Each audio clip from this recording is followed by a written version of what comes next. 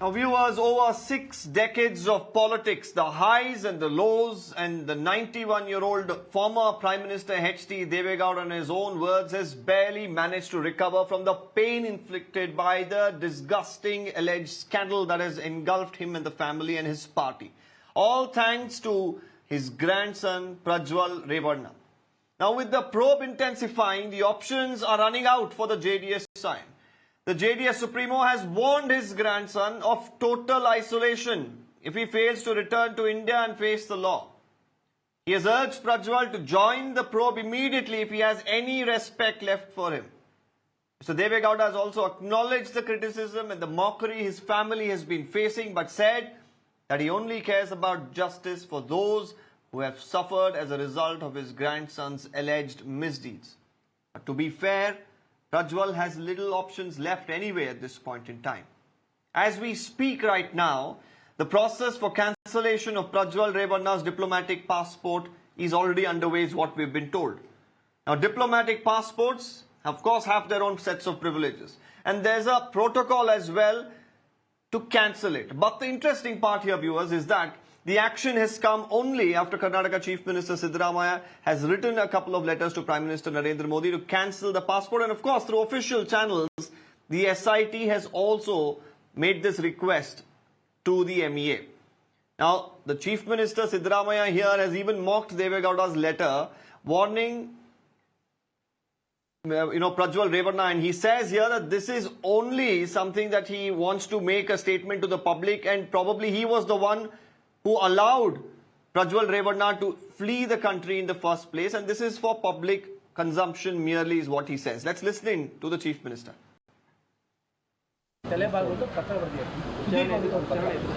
ನನ್ನ ಪ್ರಕಾರ ಕಳಿಸಿರೋರೇ ಅವರಲ್ವಾ ಪತ್ರ ಬರೆಯೋದು ಸುಮ್ಮನೆ public consumption. Meanwhile, Union Minister Prahlad Joshi has said that there are set procedures for the cancellation of diplomatic passports and also slammed the state government over the matter. ಯಾವುದೇ Diplomat passport ಇತ್ಯಾದಿ ರದ್ದು ಮಾಡಲಿಕ್ಕೆ ಅದರದ್ದೇ ಆದಂಥ process ಇದೆ ಮತ್ತು Diplomat passport ರದ್ದುಪಡಿಸಲಿಕ್ಕೆ ಕೋರ್ಟ್ನಲ್ಲಿ FIR ಇತ್ಯಾದಿ ಫೈಲ್ ಮಾಡಿದ್ದಾರೆ. ನಾ ಕೇಳೋ ಪ್ರಶ್ನೆಗೆ ಇವತ್ತಿನ ತನಕ ಸಿದ್ದರಾಮಯ್ಯ, DK ಶಿವಕುಮಾರ್ ಮತ್ತು ಪರಮೇಶ್ವರ್ ಅವರು ಉತ್ತರ ಕೊಟ್ಟಿಲ್ಲ. 21ನೇ ತಾರೀಕು ಈ ಎಲ್ಲ ಕ್ಲಿಪ್ಪಿಂಗ್ಸ್ಗಳು ಮೊದಲನೇ ಪೆನ್ ಡ್ರೈವ್ ಬಂದದ್ದು 21ನೇ ತಾರೀಕು. 21ನೇ ತಾರೀಕಿನಿಂದ ಪ್ರಜ್ವಲ್ ರೇವಣ್ಣ ಹೋಗಿದ್ದು 27, 28ನೇ ತಾರೀಕು. 8 ದಿವಸ ಏನು ಕತ್ತೆ ಕಾಯ್ತಿದ್ರಿ ನೀವು? ಉತ್ತರ ಯಾಕೆ ಕೊಡ್ತಾ ಇಲ್ಲ ನೀವು? ಯಾಕೆ ಅವ್ರ ಮೇಲೆ FIR ಮಾಡಿ ಅವ್ರನ್ನ ಡಿಟೈನ್ ಮಾಡಲಿಲ್ಲ ನೀವು?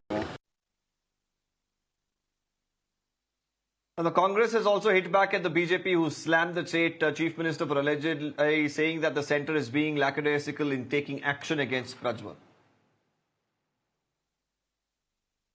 So the Chief Minister has written to the Prime Minister today over the cancellation of Prajwal Revanna's passport.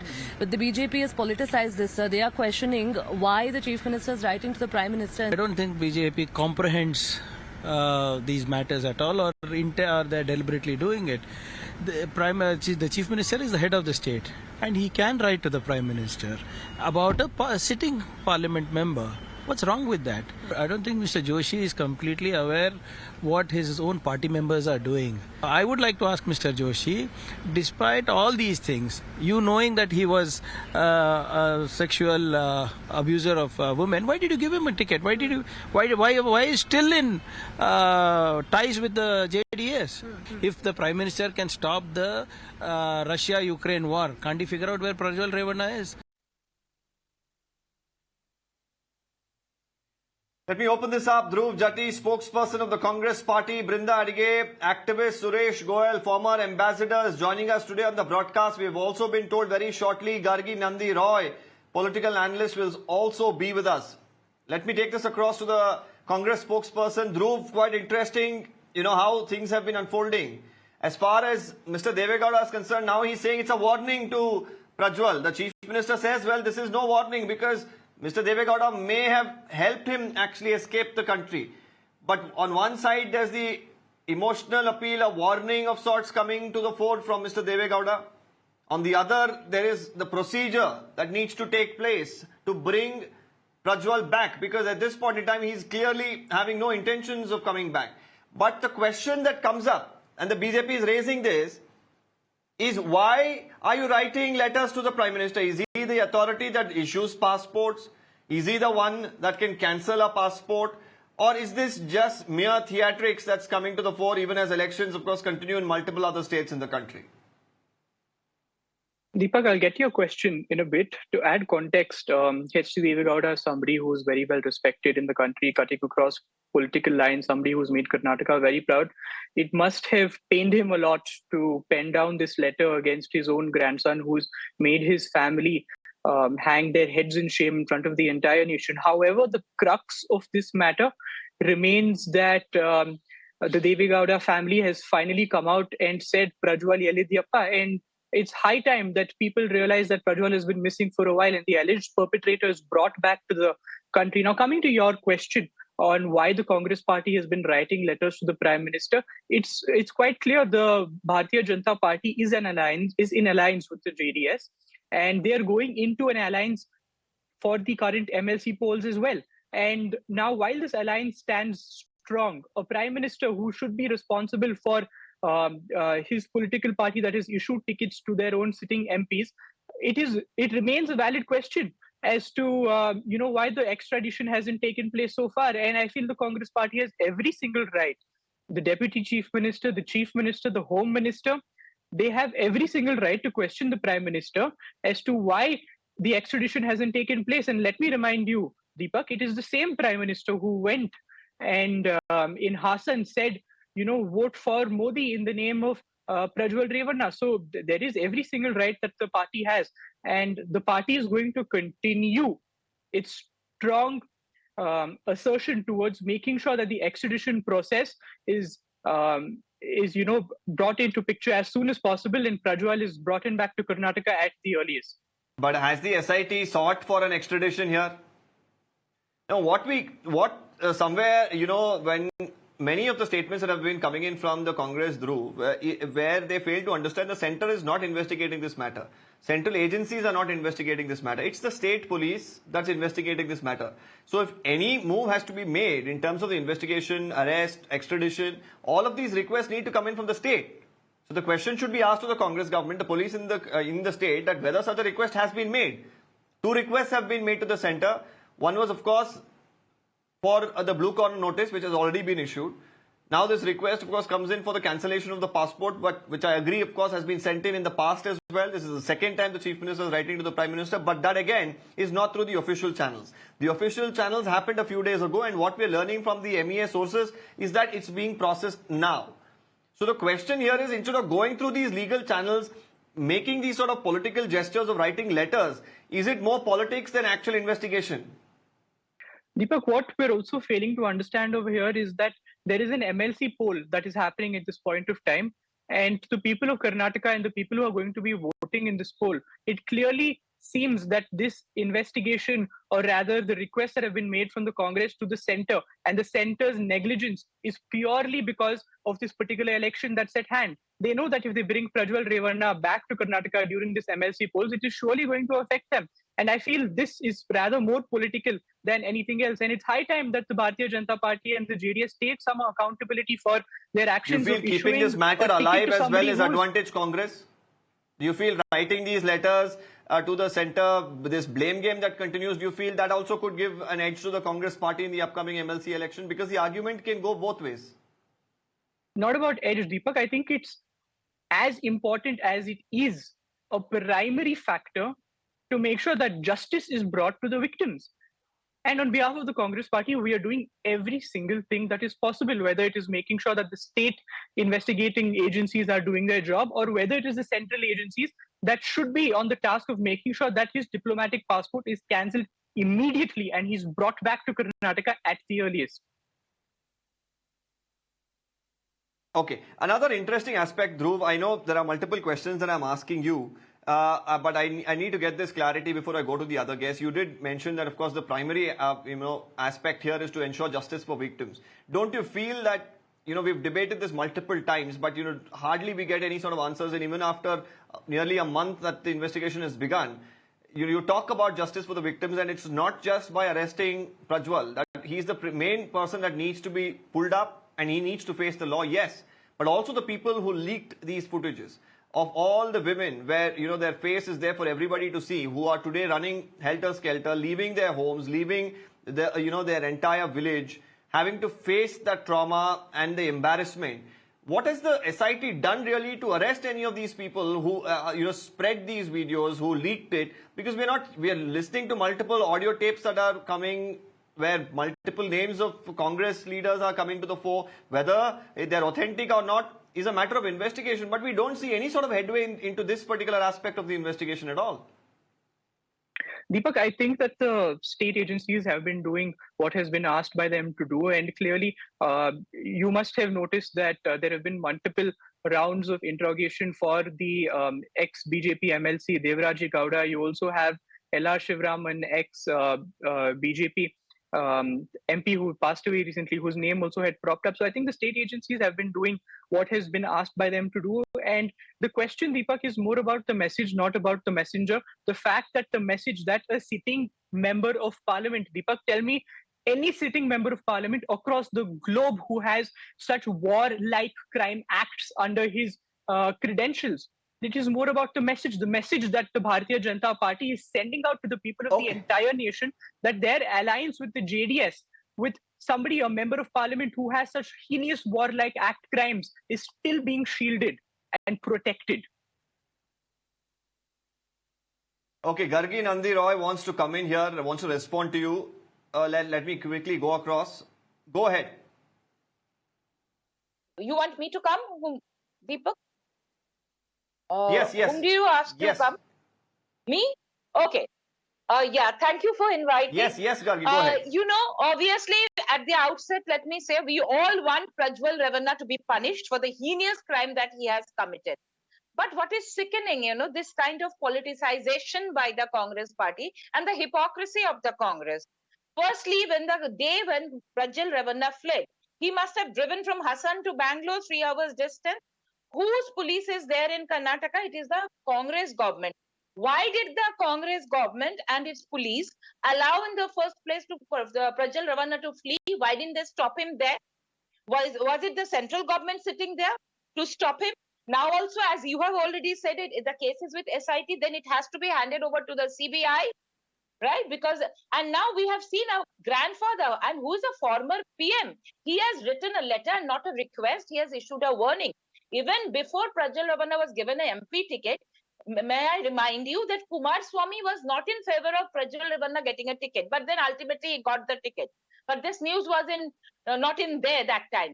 So, and even the video, some people are saying there's a 4 or 5 years old or whatever. How does it matter? Gargi Roy, how does it matter whether Kumar Swamy was in favor of him getting a ticket or not? He was finally given a ticket. Yes, but then that's the bottom line. And today we are not here to discuss how did the Congress let him go or how the BJP let him go. That's not the aspect. Today the question is how are they going to bring him back? And whether it was, humiliating for Mr. Deve Gowda or not, well, that is something that's there. Of course, it has brought in great disrepute to the family. But the question here is, what purpose does such a letter serve? Has the JDS gone to the SIT and said, well, when Prajwal left the country, this is the information that we had about his whereabouts. This was his plan where he was supposed to travel. Are they helping in the investigation in any way? What is the point and purpose of such letters? It is probably to gain some sympathy, if many of them would look at it that way. And the Chief Minister has already said that. The Chief Minister is saying, in all likelihood, it was, Mr. Deve Gowda who asked him to leave the country. And now he's saying that this is for public consumption, the letter. That is Congress is saying, now why will a grandfather, such an old man, anybody in the family, no sensible person can support this kind of crime. So I don't think Mr. Deve Gowda is supporting Prajwal Revanna. Nobody can. But what should not be done is politicizing of this time, which Congress is doing. And the thing is, Congress is so selective. It is talking about JDS as an ally of the BJP. But when a Swati Maliwal get assaulted in a chief minister's house, what did the Congress do? When Priyanka Gandhi says कि लड़की है लड़ सकती हूँ, did they come out in support of Swati Maliwal? And now they are doing victim shaming. They are saying everything about Swati Maliwal. Okay, so this is the hypocrisy of the Congress. This case should not be politicized at all, I feel. This case, the priority should be bring that person back. And already there is a lookout circular. I'm very sure Okay, so how much efforts do you think that the BJP has put in up until now to bring back Prajwal Revanna? Now, of course, like I mentioned, let me make this very clear. They are not the ones who are investigating. The state police is. Right. Based on the requests that have been sent to, the center, as far as cancellation of his passport is concerned, is that something not under the purview of the BJP at the center? And what are they doing about it? I think that, see, the letter, a prime minister does not cancel diplomatic visas and all diplomatic privileges. There are departments, and I think it should be done. And it will be done, but it is not the Prime Minister's department. Even that is. We've been told that the MEA is now processing it too. Yeah, so MEA, I think it will be done fast. And now, since the state government is saying that it is unable to do it because it was unable to stop Prajwal from fleeing the country, so now the case should be handed over to the CBI. Let it be done by central agencies. And it is a heinous crime that he has committed. Why not a central agency probe it? So let a central agency probe it. And you are also very right that people who leaked those pen drives, all those videos and screenshot of chats and everything, they have exposed the women too. So the women are also now, imagine those victims, they are running away. That should be also found out. Who are the people who exposed those videos? I agree with you. That's also an important aspect that needs to be investigated. I believe Brinda Adige wants to come in. Brinda, if you could quickly put your point forth. First and foremost, we need to understand that this letter of warning is just an eyewash. What is the need to write a letter of warning? You could have written a letter, Mr. Deve Gowda could have written a letter to the Prime Minister saying, cancel my grandson's passport just now, today. Why are the courts dragging their feet? He could have written a letter to the Chief Justice and said, why don't you look at what are the cases presented before your judges and do the needful? Why is the MAA trying to see and trying to look at plausible clause, whether it can be cancelled? Why are the union government, the courts, all dragging their feet? And what does this letter say? This letter says nothing about the torture, trauma, indignity that the victims are suffering even today. What have they done for the victims? What has this family done just now for the victims? Because we know that the victims and their families are suffering a lot. Have they done anything concretely for the victims and their families in Hassan? Have they boosted their confidence? One of them was allegedly kidnapped, Brinda. One of them was allegedly kidnapped. The matter, of course, is in court. One of them was kidnapped. And why hasn't he come out in favor or giving some support to the victims? All of that is not there. So this letter is an eyewash. And one thing I must place on record, this man, Prajwal Revanna, is not there all by himself. He has the connections of his family, resources from his family, funds from his family, and also the moral support. Otherwise, this guy cannot survive for such a long time outside India. So the family and their letter writing and all of these things is a big eyewash and hoodwinking the voters and the citizens over here, especially the victims. What we want to ask is, this man is a danger, is a threat, not only to the society, but more to the victims. And there was no need for HD Revanna to be given bail. There are so many high-profile elected representatives sitting in various jails without getting bail. What is the need to give bail to him? Probably if this man was still inside jail, this Prajwal Revanna might have returned. We don't know. But you could have kept him there. What was the need to give him bail? So all of these questions, how does Mr. Deve Gowda want to respond to it? How does his family want to respond to it? Why is the union government dragging its feet? What more do they want? To look at the causes or the areas and of questions really emerge, Brinda, about what are the measures that have been taken by the SIT and and are they going to make this public? They can freeze his bank accounts, they can seize his property here, they can go to the courts and they could have gotten a warrant issued, which happened very recently, of course. Now, while he is, of course, out of the country, and that's pretty clear, immobilizing him and his resources is something that the SIT could have focused on. And if they have, it's something that they should probably, give more clarity on, which hasn't come in. So today, on our panel, to answer most of these questions, I have with me Suresh Goyal. He's been a former ambassador. Mr. Goyal, we've had multiple rounds of debates over this. I'm sure you're well aware of the topic as well at hand, because it has been one of the leading issues in the country for the last couple of weeks. The reason why I need your expertise here is because there has been always somewhere a lacuna between the Congress and the BJP and the JDS about who is to blame, who can do what, and how the role of the centre can come in, how the role of the state can come in here. Being a former diplomat yourself, give us clarity here in such a situation, in such a crime. How do you really bring one individual back? What are the measures that can be employed? And at this juncture, what can the state do? What can the centre do? And if you could give us clarity on that. Deepak, you have raised several questions here. I'm not going to get into the issue of Congress versus BJP, JDS. Those are entirely different matters, and let them deal with it. But in terms of law, the situation is this. Granting a diplomatic passport is a privilege given by the government of India to those who would need the diplomatic passport in performance of their duties. There are certain categories of people who are given this passport for official travels to the countries outside India. MLAs and the members of parliament and the ministers are basically MPs. MLAs are one of them, and they're given the diplomatic passports once they get elected, etc., etc. And this is done by the central government through the Ministry of External Affairs. This privilege can be withdrawn by the central government at any given time if they do feel and they are of the view that continuation of diplomatic passport with the person concerned is an adverse reflection on the image of India, dignity of India. It is going to impede the process of law, etc., etc. There are several clauses under the passport, under the requirements of the diplomatic passport, which can be invoked to withdraw the diplomatic passport, and it doesn't require a court order. It can be done by the central government through an office order. This is slightly different from the normal passport, where the impounding can be done only by the legal authorities. That is like either the immigration officer or the high courts or the court, etc., who can order the impounding of the court.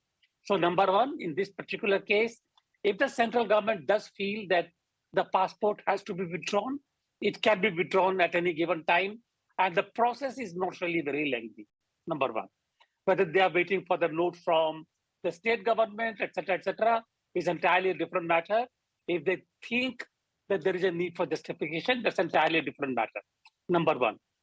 Number two, particularly if the diplomatic passport can become a reason or can become a way for a person to escape the process of justice, judicial processes, then there is all the more reason to not continue to give the diplomatic passport to the concerned person.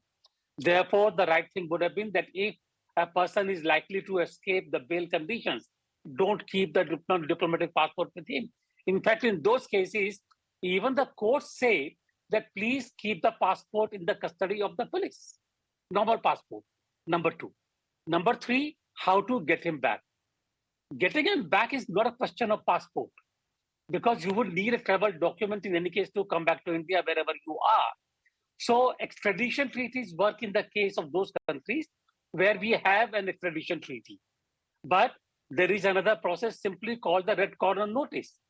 If a person is a fugitive from the legal process in India, all that has to happen is that the CBI will have to take cognizance of it under the law, under the course of law, and having taken cognizance of the matter and seeing that the person has escaped to another country, escaping the legal process in India, then we issue a red corner notice, which has to be executed by Interpol and arrest the person wherever he is globally and send him back to India.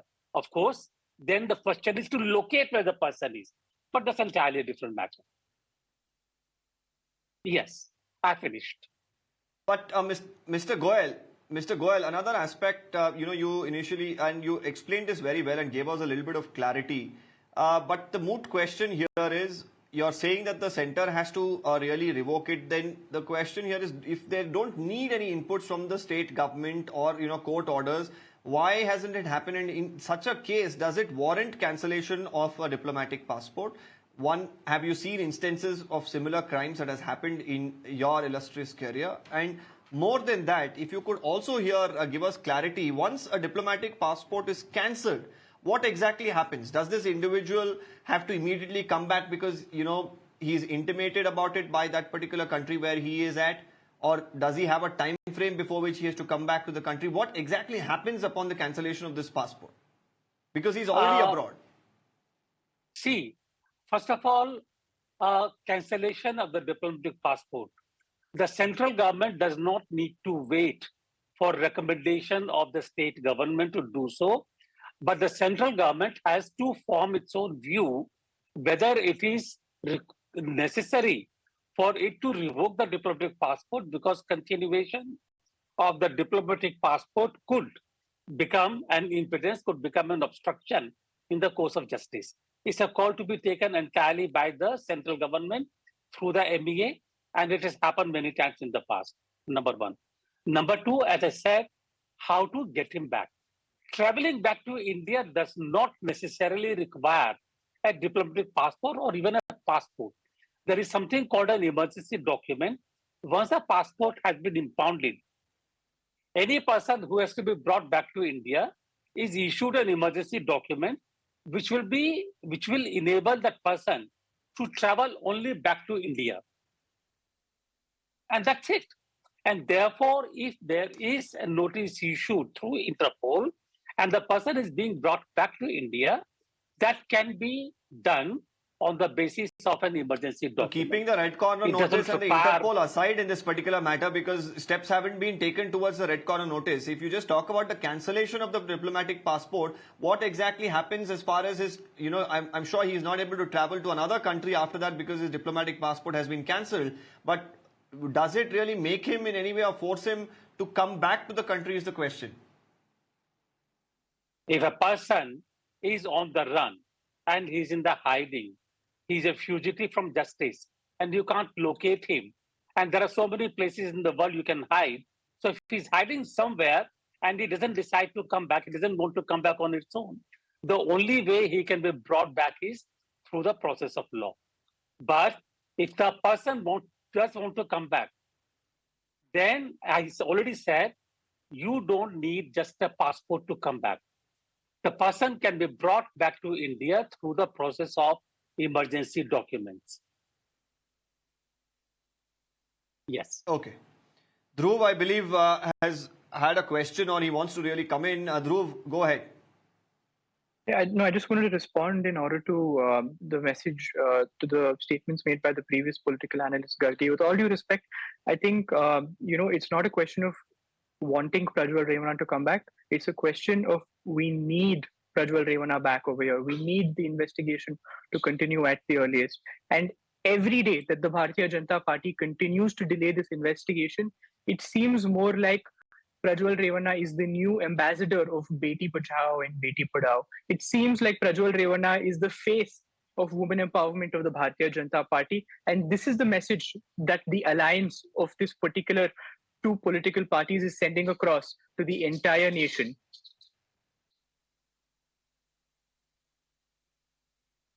Okay, Gargi, would you want to quickly respond? Because I'll have to slip into a quick break after that. Lies the hypocrisy of Congress, As I said, yes, he should be brought back. And I only said, as the learned ambassador said, that the case should be handed over to CBI. Then there can be a red corner notice and he can be brought back. But what is the need to politicize such a heinous crime? And obviously the Congress, the state government cannot just shrug off their responsibility because the state, the law and order in the state is under the state government. So but you also heard Mr. Goel there. He says that the center doesn't need to wait for the state. If they believe that this case is strong enough, and if it warrants, they could have cancelled his, diplomatic passport. So what's the wait and the fuss about? Diplomatic passport should be cancelled. Diplomatic passport should be cancelled. There should be an immediate red corner notice, and that's why the case needs to be handed over to the CBI. from the SIT of the state, because then only the central agencies can function. And I think if the central agencies step in, Prajwal Revanna can be brought back very easily. But the Congress, what the Congress person is saying, when, Congress's problem is it is selective. When rape happened in a Congress ruled Rajasthan, they are silent. They will not go there because it is a Congress ruled state. When Swati Malyal is assaulted, the Congress will not speak. Please don't be so selective. I'm not being selective here. Obviously, for a heinous crime like rape or anything, any crime against women, whoever does it should be punished, given the stringest of punishment. No two word about that. But don't be so one thing is certain, viewers, so after multiple reactions that we've heard over the last few weeks, after multiple spokespersons that we've spoken to, one thing is for certain, politicians will remain politicians and they will continue to blame each other. Somewhere there is something to gain for political parties out of such heinous crimes as well. But the priority, of course, at this point in time from the state and the centre should be to ensure that this individual is brought back, this perpetrator is brought to book, and justice is served to the victims. And let's hope that happens at the earliest. And whether emotional appeals and letters make any sort of difference in a case like this, that is for, of course, the viewers to decide. I'm slipping into a quick break on that note, thanking all our panelists for joining us on this broadcast.